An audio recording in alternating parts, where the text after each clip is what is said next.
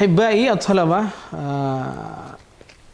al-qism tsalis min taqsim al-adillah syar'iyyah, bagian yang ketiga dari pembahagian dalil syariah, huwa al-ijma'. Ya, al-ijma'. Al-ijma' maknayan. Ada dua makna dalam kita memahami ijma'. Yang pertama al-ittifaq. Ya, ittifaq artinya adalah sepakat. Ya. Al-ijma' maknahu al-ittifaq, makna al-awwal fil lughah al-ittifaq, maknahu yaitu sepakat, ya. Al-azm wa tasmim, ya, ala al-amri, ya.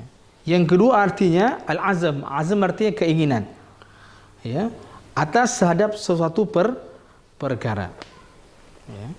Jadi ada dua makna secara bahasa. Yang makna yang pertama maknahu yakni al-ittifaq, ya, makna tsani al-azm, ada keinginan.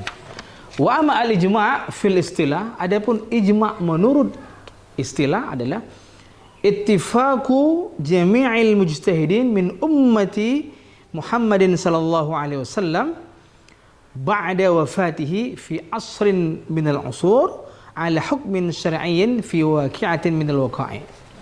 Adapun ijma', ya, secara istilah adalah dia kesepakatan, ya, seluruh para mujtahid, ya, al-mujtahid, ya, humul ladina badhalu juhdahum li ikhrajil ahkam min masdarihi.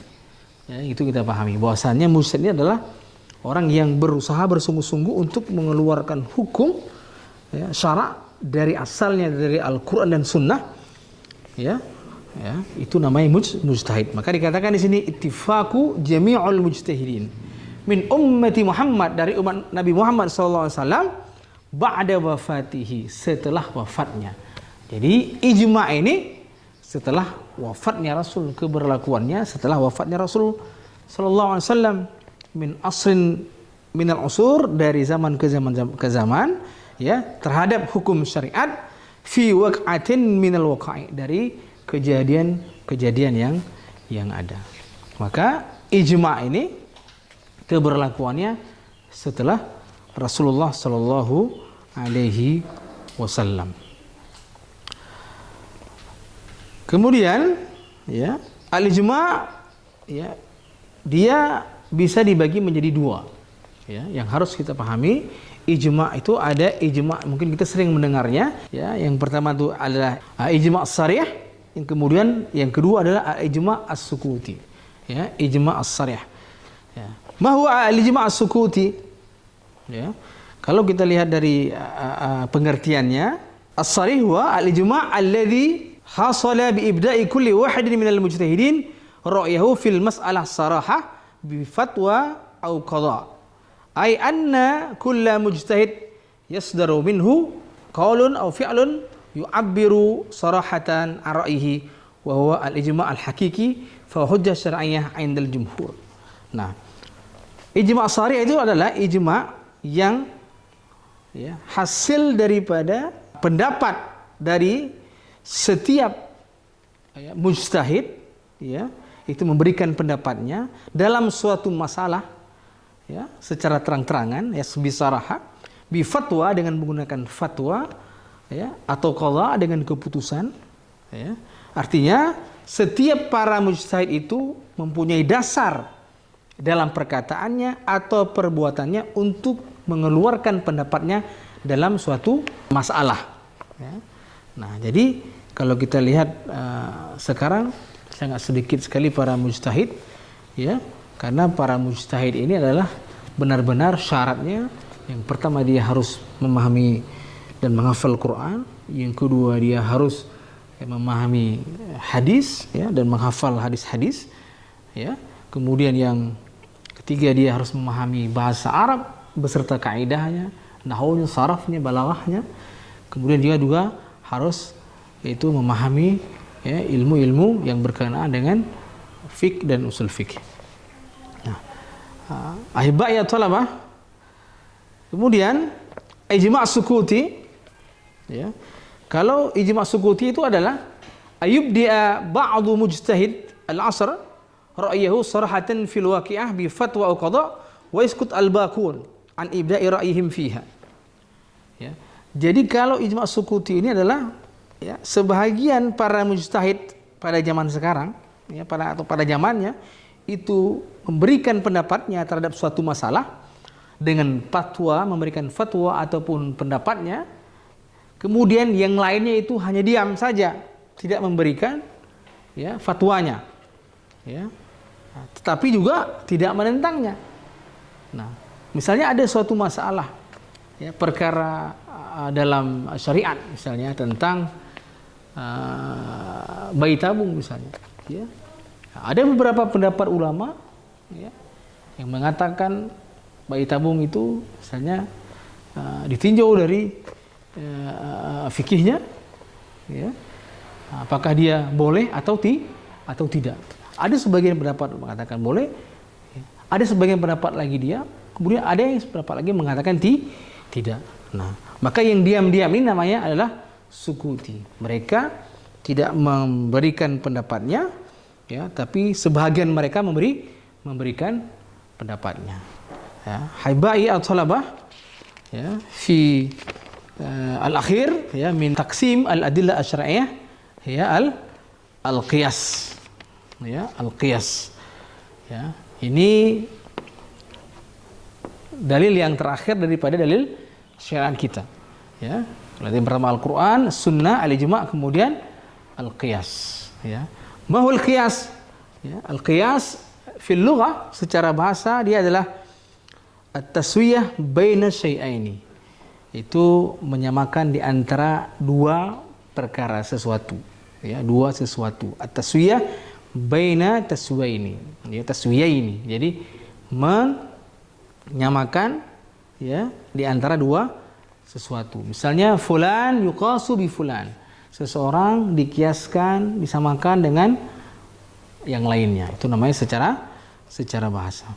Maka kalau secara istilah ya fi istilahi al-usul al-qiyas istikhraju mithli hukmil mazkur lima lam yuzkar bi jami'i bainahuma au huwa ilhaq amrin la nassa fihi min al-kitab wa sunnah bi amrin mansus ala hukmihi listirak bainahuma fi 'illatil hukmi. Nah, yang sangat menarik sekali adalah ketika kita bicara masalah qiyas.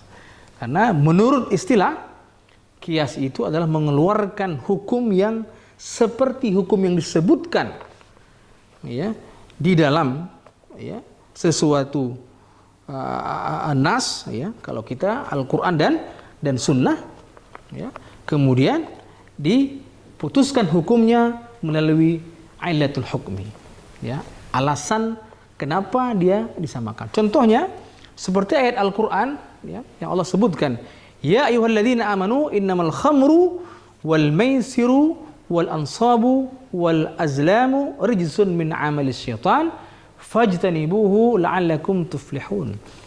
Dalam surah Al-Maidah ayat 90 ini Allah Subhanahu wa taala mengharamkan khamar dan judi.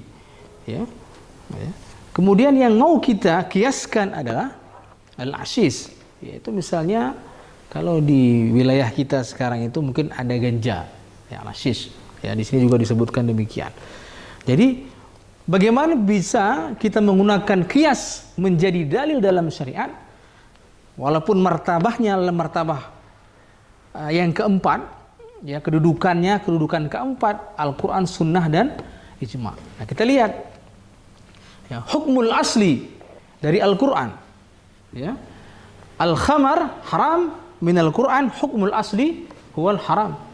Illatul hukmi, kenapa diharamkannya? Kita lihat illah hukumnya. Ya, berarti illatu hukmihi huwa al-iskar. Ya, kita sebutkan di sini illatul hukm min asis huwa al-iskar. Ya, dia disamakan dengan khamar karena dilihat secara illah hukumnya dia adalah ya haram. Illatul hukmi ya min al-asis ya huwa al-iskar karena dia memabukkan. Jadi diharamkan dengan menggunakan qiyas karena ganja itu memabukkan maka dia hukumnya haram, dikias dengan Al-Quran yang mengatakan khamar juga dia al-iskar, dia juga karena mabuk dan merusak, maka dia hukumnya haram. Maka kias adalah termasuk salah satu dalil syariat yang harus juga kita ikuti dan kita gunakan dalam istinbatul ahkam, dalam memutuskan suatu perkara hukum. Ahibbai at-salawah, ya, maka beginilah penjelasan singkat kita masalah al-adillah asy-syar'iyyah. Yang paling penting, ya, al-muhim min ta'allumi hadzal mawdu' nahnu nafham bi anna al-Quran was sunnah wal ijma' wal qiyas masdar min masadir tashri' al-arba'ah, ya, wala ikhtalafa al-ulama fiha. Falidhalika fi al-mawdu' al-akhar yaqul anna hadhihi al-arba'ah min al-ahkam al-muttafaq 'alaiha. Maka dikatakan dalam judul yang lain, ya, bahwasanya Al-Qur'an dan sunnah dan ijma' qiyas ini merupakan hukum syariat, ya, dalil-dalil syariat yang termasuk ke dalam dalil yang tidak dipertentangkan oleh para ulama dan dijadikan sebagai dasar, masdar min masadir tasyri', salah satu sumber dalam memutuskan perkara-perkara hukum dalam agama kita, dalam syariat kita Islam. Assalamualaikum warahmatullahi wabarakatuh.